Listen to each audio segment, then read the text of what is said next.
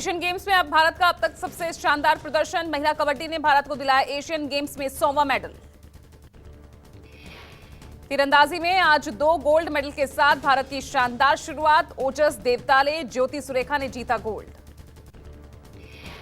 Asian games के 14वें दिन भारत ने तीरंदाजी में गोल्ड और सिल्वर दोनों पर कब्जा किया। मेंस कंपाउंड इवेंट में ओजस देवताले ने अभिषेक को हराकर गोल्ड पर कब्जा किया। तीरंदाजी में 2 गोल्ड के साथ भारत ने 1 ब्रॉन्ज भी जीता। अदिति ने आज भारत को दिलाया पहला मेडल। महिला कबड्डी टीम ने गोल्ड जीतकर इतिहास रचा। महिला कबड्डी इवेंट का फाइनल मैच भारत और चीनी ताइपे के बीच खेला गया। एशियन गेम्स में क्रिकेट के फाइनल में आज भारत का अफगानिस्तान से मुकाबला। भारतीय टीम के पास गोल्ड जीतने का मौका। एशियन गेम्स में पुरुष हॉकी में 9 साल बाद भारत ने जमाया गोल्ड पर कब्जा। फाइनल में जापान को 5-1 से हराकर जीता स्वर्ण पदक। एशियन गेम्स के पुरुष बैडमिंटन के सिंगल इवेंट में 41 साल बाद भारत को मिला पदक। एचएस प्रणॉय ने जीता कांस्य पदक। प्रधानमंत्री नरेंद्र मोदी ने खिलाड़ियों के ऐतिहासिक प्रदर्शन पर बधाई दी। पीएम मोदी ने कबड्डी टीम, तीरंदाजी टीम की जमकर प्रशंसा की। लोकसभा अध्यक्ष ओम बिरला ने कहा, भारतीय खिलाड़ियों ने 100 मेडल की संकल्प की सिद्धि की है। हमारे खिलाड़ी आज दुनिया में किसी से कम नहीं। एशियन गेम्स के खिलाड़ियों से मिलेंगे प्रधानमंत्री मोदी। 10 अक्टूबर को खिलाड़ियों से बात करेंगे। पीएम मोदी ने एक्स पर पोस्ट करके लिखा, मैं 10 तारीख को हमारे एशियाई खेलों के दल की मेजबानी करने के लिए उत्साहित हूं। दिल्ली शराब नीति मामले में गिरफ्तार आप सांसद संजय सिंह से पूछताछ जारी। संजय के करीबी सर्वेश मिश्रा से 9 घंटे तक चली ईडी की पूछताछ। ईडी का दावा, संजय के कहने पर सर्वेश को मिले थे 2 बार 2 करोड़ रुपए। विवेक त्यागी को भी भेजा गया है समन। सूत्रों के मुताबिक सर्वेश मिश्रा और संजय सिंह दोनों को आमने सामने बैठाकर पूछताछ की गई है। ईडी की पूछताछ वाली स्पेशल टीम में शामिल अधिकारी वो हैं जिनमें से कुछ ने शराब घोटाले की भी जांच की। आप सांसद संजय सिंह की गिरफ्तारी के विरोध में आम आदमी पार्टी का आज हल्ला बोल। बीजेपी मुख्यालय के बाहर प्रदर्शन की तैयारी। आम आदमी पार्टी ने शराब घोटाले को तथ्यहीन और फर्जी बताया। दिल्ली की मंत्री आतिशी ने कहा, ईडी के पास कोई सबूत नहीं। 15 महीने के बाद भी 1 रुपए के भ्रष्टाचार का सबूत सुप्रीम कोर्ट में नहीं दे पाई है ईडी। तो ये बिल्कुल साफ है, ये फर्जी है, बिल्कुल घोटाला। ये सिर्फ भारतीय जनता पार्टी की कोशिश है आम आदमी पार्टी को अपने विरोधी दलों का मुंह बंद करवाने की। दिल्ली में आज कांग्रेस केंद्रीय चुनाव समिति की अहम बैठक में आगामी विधानसभा चुनाव के लिए 150 उम्मीदवारों के नाम की घोषणा हो सकती है। आज खत्म होगा कांग्रेस प्रत्याशियों के नाम से सस्पेंस। मल्लिकार्जुन खड़गे की अध्यक्षता में कांग्रेस की केंद्रीय चुनाव समिति की बैठक। सूत्रों के मुताबिक 65 मौजूदा विधायक और 15 पूर्व विधायकों को मिल सकता है टिकट। चुनाव समिति की बैठक में वचन पत्र को लेकर भी चर्चा। मतदाताओं को लुभाने के लिए कांग्रेस 11 घोषणाओं समेत कई नई घोषणाएं भी ला सकती है। संजय राउत ने केंद्र सरकार पर एक बार फिर निशाना साधा। कहा, राम मंदिर बनाने से कोई राम नहीं बनता। अयोध्या में राम का मंदिर जनता बना रही है। संजय राउत ने कहा, रावण जिस तरह से अपने राज्य में लोगों पर अत्याचार कर रहा था, आज वही अत्याचार सरकार महाराष्ट्र और दिल्ली में कर रही है।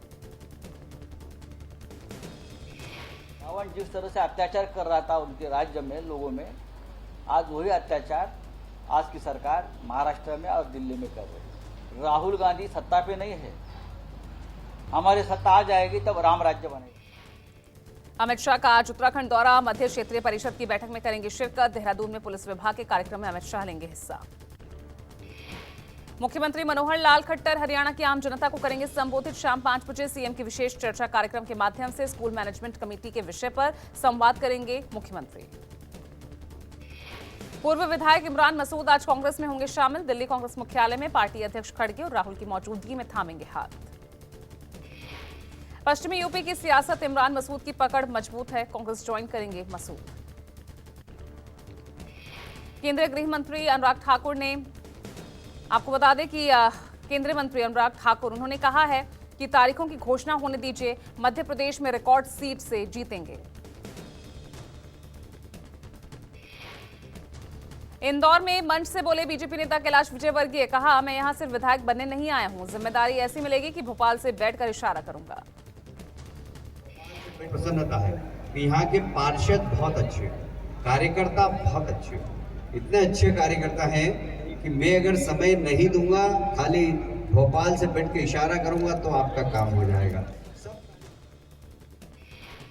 बिहार के बाद अब राजस्थान में होगी जातीय जनगणना। जयपुर में कांग्रेस कोर कमेटी की बैठक के बाद सीएम अशोक गहलोत ने किया ऐलान। वो हमारे अहम बात है कि हमारे महाधिवेशन कांग्रेस का, अखिल भारतीय कांग्रेस कमेटी महाधिवेशन, उसके अंदर जो प्रस्ताव पास हुआ उसके आधार पर हमने तय किया है राजस्थान सरकार भी बिहार की तरह जातिगत जनगणना करवाएगी। जनगणना के आंकड़ों के आधार पर भागीदारी होगी तय। सीएम गहलोत ने विधानसभा चुनाव में नया नारा दिया, काम दिया है दिल से, कांग्रेस फिर से।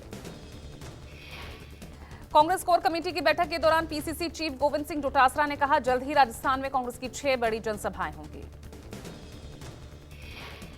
आम आदमी पार्टी के राज्यसभा सांसद राघव चड्ढा को बड़ा झटका। पटियाला हाउस कोर्ट ने बंगला खाली करने पर लगी अंतरिम रोक को वापस लिया। बंगला खाली करने के मुद्दे पर राघव चड्ढा ने तीखी प्रतिक्रिया दी। राघव चड्ढा ने कहा, सिर्फ परेशान करने की कोशिश, टाइप 6 और 7 बंगले में क्या फर्क है। जीएसटी काउंसिल की 52वीं बैठक सुषमा स्वराज भवन में, वित्त मंत्री निर्मला सीतारमण की अध्यक्षता में बैठक जारी।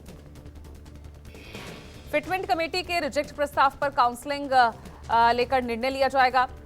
उत्पाद इंडस्ट्री के दर्जन भर से ज्यादा प्रस्तावों को खारिज किया गया था। वाइब्रेंट गुजरात ग्लोबल समिट के 10वें संस्करण को संबोधित करते हुए विदेश मंत्री एस जयशंकर ने कहा, आर्थिक योगदान के मामले में गुजरात भारत का अगुवा। एस जयशंकर ने कहा, आर्थिक योगदान के मामले में गुजरात ने भारत के विकास इंजन के रूप में पहचान हासिल की। गुजरात की कई विशेषताओं पर प्रकाश डालते हुए एस जयशंकर ने कहा, गुजरात में कई नई पहलें सामने आई हैं, जिसमें खासतौर से इलेक्ट्रिक वाहन, अर्धचालक या विमानन मुख्य शामिल है। चुनाव आयोग में एनसीपी पर अधिकार को लेकर सुनवाई हुई। शरद पवार गुट के पक्ष में अभिषेक मनु सिंघवी ने दलीलें रखी। अजित पवार गुट के 53 में से 42 विधायक और 6 एमएलसी सहित नागालैंड के 7 विधायकों के समर्थन के दावे गलत। एनसीपी और उसके सिंबल पर चुनाव आयोग 9 अक्टूबर को अगली सुनवाई करेगा। अजित पवार गुट रखेगा अपना पक्ष। एनसीपी पार्टी और सिंबल पर दावे को लेकर अजित पवार ने 30 जून को चुनाव आयोग के सामने ठोका था दावा। अजित पवार गुट के नेता प्रफुल्ल पटेल ने ईसी में चल रही सुनवाई को लेकर टिप्पणी की, कहा, चुनाव आयोग का फैसला होगा मान्य।